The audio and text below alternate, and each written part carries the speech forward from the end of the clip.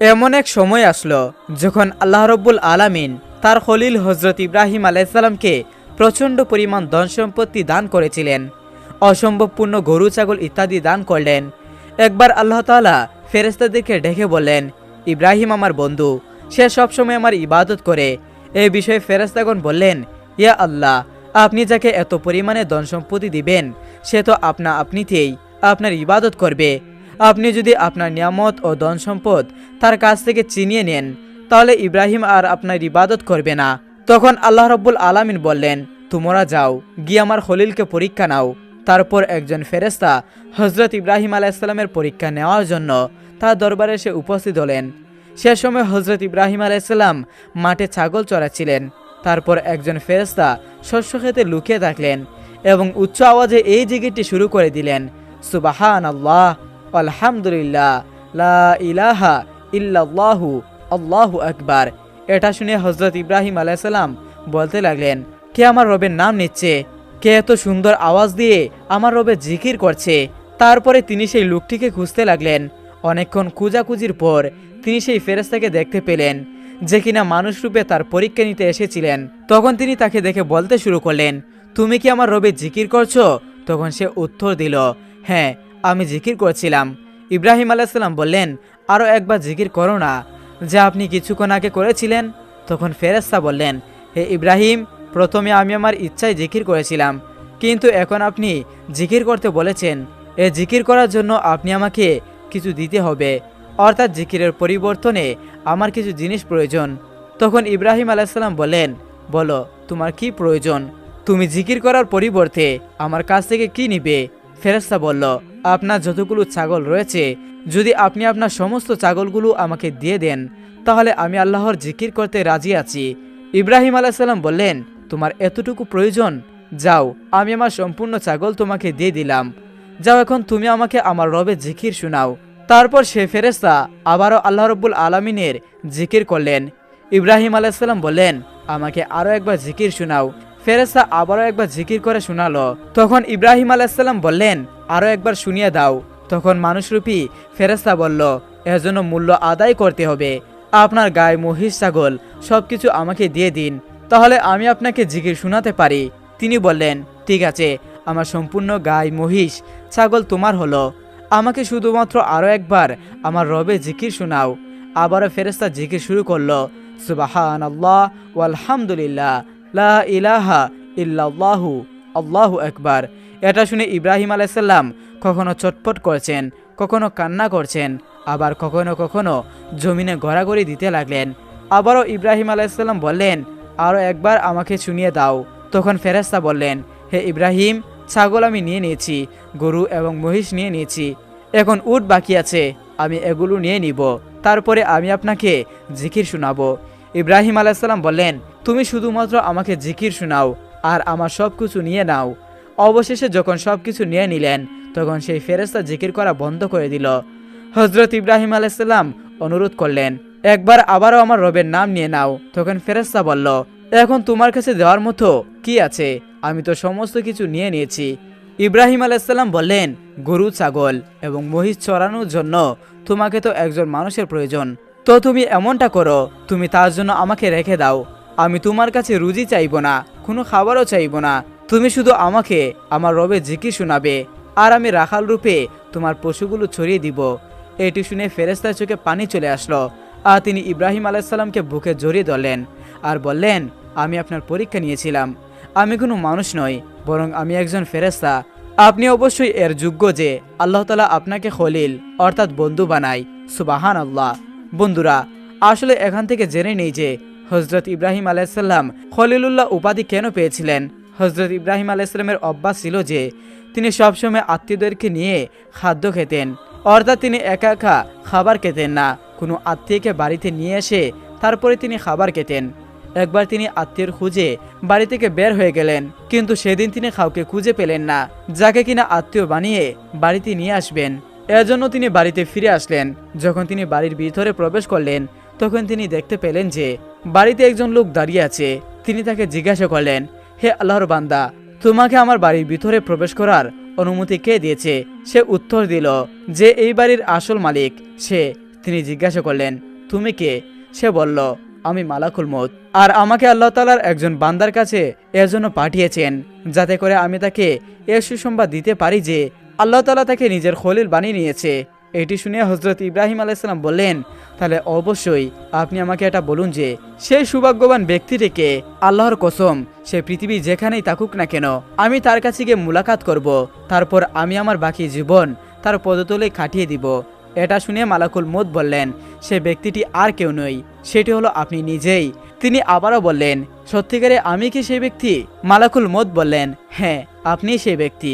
হযরত ইব্রাহিম আলাইহিস সালাম আবারও জিজ্ঞাসা করলেন, আপনি কি আমাকে এটা বলবেন যে তিনি কি জন্য আমাকে আল্লাহ তাআলার খলিল বানিয়েছেন? তখন মালাকুল মউত বললেন, কেননা আপনি সবসময় দান করেন, আপনি কারো কাছে কিছু চান না, সবাইকে খাবার খাওয়ান, এজন্য আল্লাহ তাআলা আপনাকে খলিল উপাধি দিয়েছেন। সুবহানাল্লাহ। বন্ধুরা, এই ছিল আমাদের আজকে ভিডিওটি কেমন লেগেছে অবশ্যই আপনাদের মন্তব্য জানাবেন। ভালো থাকুন, সুস্থ থাকুন, আল্লাহ হাফিজ। আল্লাহ তাআলা হযরত আদম আলাইহিস সালামের সামনে অনেকগুলো রূহকে রেখে দিল। তখন আদম আলাইহিস সালাম আল্লাহ তাআলাকে জিজ্ঞাসা করলেন, হে আল্লাহ রাব্বুল আলামিন, এরা কারা? তখন আল্লাহ তাআলা বললেন, হে আদম, এরা তোমার বংশধর, পৃথিবীতে তোমার পরে এরা আসবে। তখন আদম আলাইহিস সালাম রূহগুলোর দিকে লক্ষ্য করে দেখলেন, একটা রূহ খুবই সুন্দর, সুদর্শন, উজ্জ্বল হয়ে বেশে আছে। তখন আদম আলাইহিস সালাম আল্লাহ তাআলাকে জিজ্ঞাসা করলেন, হে আল্লাহ, ওই যে একটা রূহ দেখা যাচ্ছে, এটা কার, আর ওটার নাম কি? তখন আল্লাহ তাআলা বললেন, এটা তোমার ছেলে দাউদ, সে দুনিয়াতে নবী হয়ে আসবে, তার ছেলে সুলাইমান নবী হয়ে আসবে। তখন হযরত আদম আলাইহিস সালাম বললেন, মাবুদ, আমার ছেলে দাউদের হায়াত আপনি কত বছর নির্ধারণ করেছেন? তখন আল্লাহ তাআলা বললেন, হে আদম, মাত্র 40 বছর। তখন আদম আলাইহিস সালাম বললেন, হে আল্লাহ, আমি বাঁচব কত বছর? তখন আল্লাহ তাআলা বললেন, হে আদম, তুমি বাঁচবে 1000 বছর। তখন আদম আলাইহিস সালাম বললেন, মাবুদ, এত ফুটফুটে সুন্দর আমার ছেলে মাত্র 40 বছর বাঁচবে? হে আল্লাহ রাব্বুল আলামিন, আমার ছেলের হায়াত আপনি বৃদ্ধি করে দেন।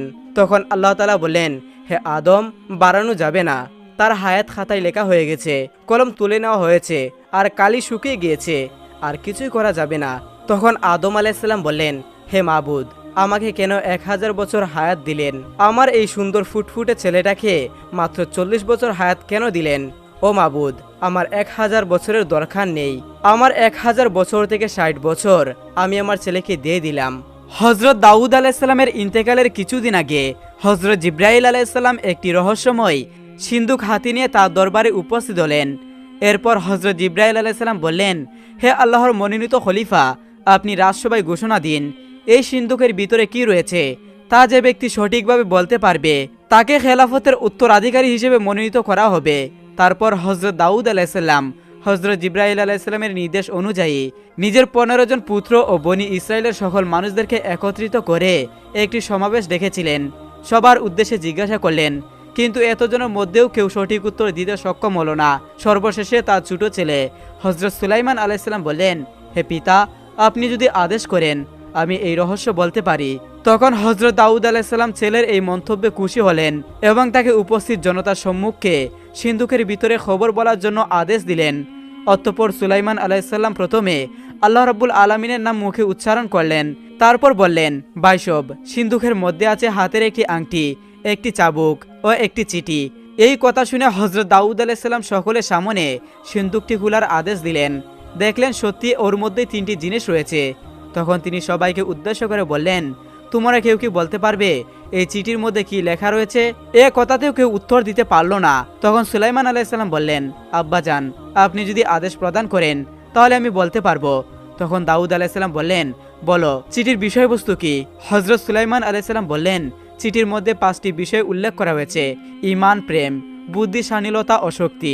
হযরত দাউদ আলাইহিস সালাম তখন জিজ্ঞাসা করলেন, মানুষের শরীরে এই 5টির গুণের অবস্থানের বর্ণনা করো।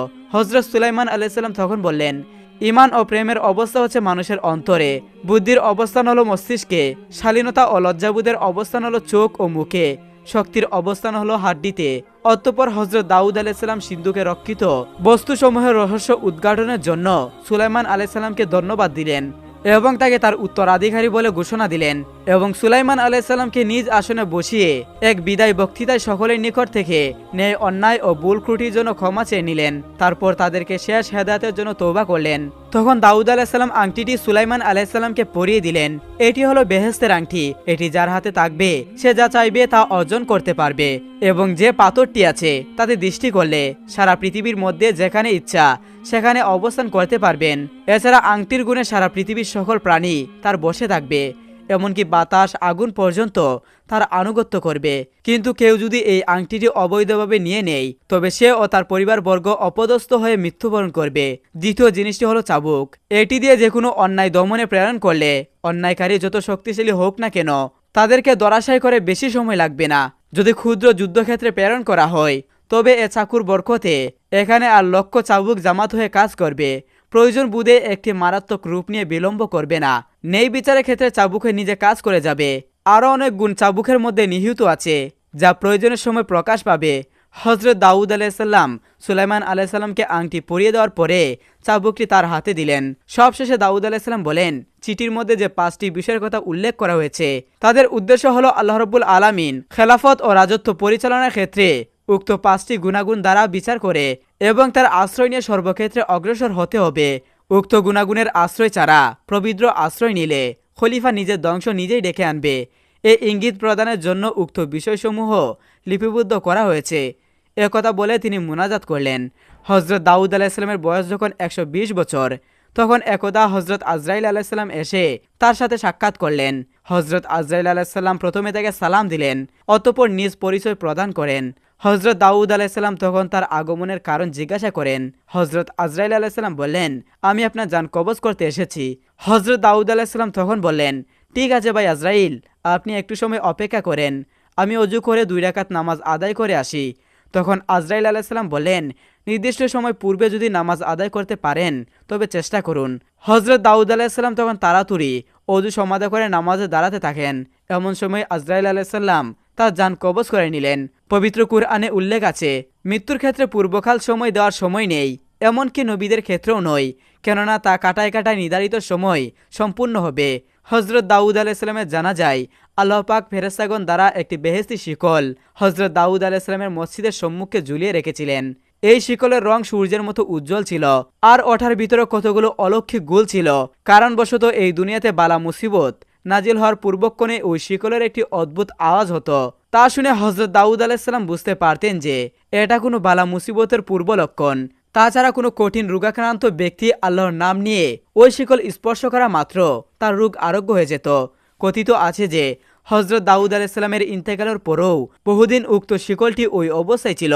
বনি ইসরায়েলগণ কোনো জটিল বিচার মীমাংসা করতে অক্ষম হলে ওই শিকলের মাধ্যমে মীমাংসা করত।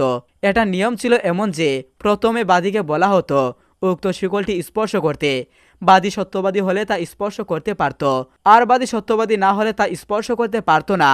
এরপর বিবাদীকে তা স্পর্শ করতে বলা হতো। যদি বিবাদী নির্দোষ প্রমাণ করার ব্যাপারে সত্যবাদী হতো তবে সে ওই শিকলটি স্পর্শ করতে সক্ষম হতো, আর বিবাদী মিথ্যাবাদী হলে সে ওই শিকলটি স্পর্শ করতে সক্ষম হতো না। এভাবে উক্ত কুর্দতি শিকলের মাধ্যমে অত্যন্ত ন্যায় বিচার পাওয়া যেত। দীর্ঘদিন পরে একটি ঘটনার পরিপ্রেক্ষিতে উক্ত শিকল আল্লাহ পাক আসমানে উঠিয়ে নিলেন। ঘটনাটি হলো, একটি লোক একসময় তার মূল্যবান মণিমুক্তা হীরা জহরত পবিত্র অন্য একটি লোকের নিকট আমানত রাখল। কিছুদিন পর যখন আমানতকারী ওই লোকটির নিকট তার গচ্ছিত মূল্যবান জিনিসগুলো ফেরত চাইল তখন লোকটি কসম খেয়ে বলল ইতিপূর্বে মালগুলো সে ফেরত দিয়েছে, অথচ পুনরায় সেগুলো তার নিকট ফেরত চাচ্ছে কোন উদ্দেশ্যে। তখন আমানতকারী বলল, আপনি এরূপ মিথ্যা কথা বলছেন কেন? আমি তো আপনার নিকট হতে কখনো কোনো জিনিসগুলো ফেরত নেইনি। ফলে দুজনের মধ্যে বিষয়টি নিয়ে খুবই খলফ শুরু হলো। যার মাল সে বলল, আচ্ছা, আপনি যদি মালগুলো ফেরত দিয়ে থাকেন তাহলে চলো আমরা আল্লাহর জ্বলন্ত শিকলটির কাছে গিয়ে মীমাংসা করি। তার কথা শুনে আমানত গ্রহীতা রাজি হলো না। সে বলল, আমি জীবনে কখনো মিথ্যা কথা বলিনি আর বলতেও চাই না, তাই প্রমাণ করতে কোনো বিষয় আশ্রয় নেওয়ার আমার প্রয়োজন নেই।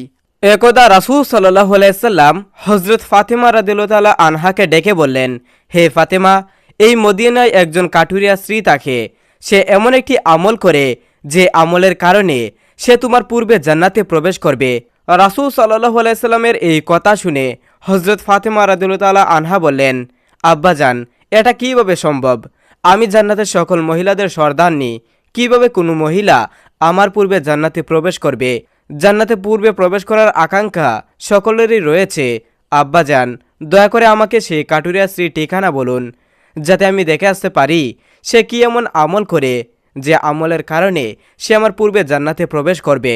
রাসূল সাল্লাল্লাহু আলাইহি সাল্লাম তখন বললেন, ফাতেমা, আজকে তুমি বাড়ি চলে যাও। কিছুদিন পরে সময় হলে আমি তোমাকে ডেকে নেব এবং তখন আমি সেই কাটুরিয়া স্ত্রী ঠিকানা বলে দিব। হজরত ফাতেমা রাদিয়াল্লাহু তাআলা আনহা মুহাম্মদ সাল্লাল্লাহু আলাইহি সাল্লামের এই কথা শ্রবণ করে বাড়িতে ফিরে আসলেন। এভাবে বেশ কিছুদিন অতিবাহিত হয়ে গেল। এর মধ্যে হজরত ফাতেমা রাদিয়াল্লাহু তাআলা আনহা খুবই অসুস্থ হয়ে পড়লেন।